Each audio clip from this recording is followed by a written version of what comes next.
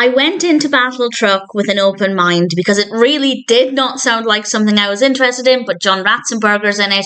So I decided, let's see what it's like. Maybe it will make me interested in this kind of film.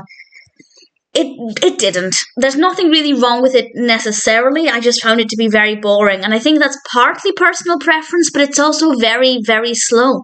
This was released in 1982.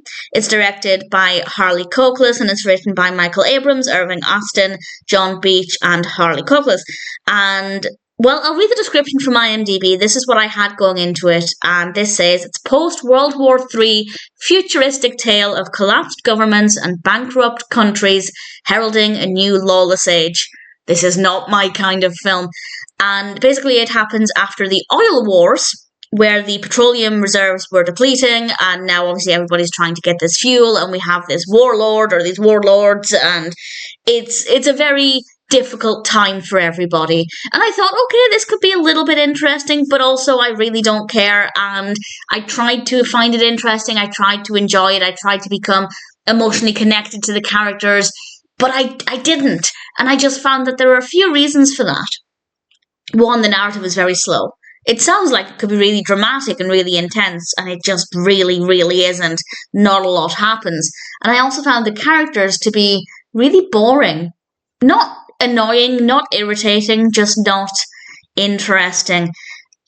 The only things that really worked, I guess, are the technical aspects. The camera works good. We have some very dusty locations and a very dusty colour palette. It feels like I'm in a very dry, depleting environment. So that definitely worked very well. The performances are fine as well, but as I said, the characters were rather dull.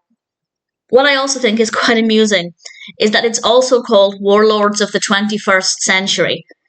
Now, I know this was released in 1982, but it's not as if the 21st century was that far away in 1982.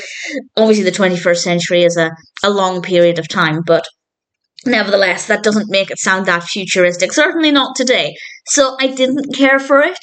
Obviously, if you like this kind of film in general, then there's a very good chance you'll like it more than I did, but I would still say the narrative is very lacking in anything interesting. It's very slow, and the characters are very boring, so I didn't really care for it. I don't think it worked well. If you watch it and actually like it, then I can understand that, because it's not my kind of film, so take my opinion with a pinch of salt.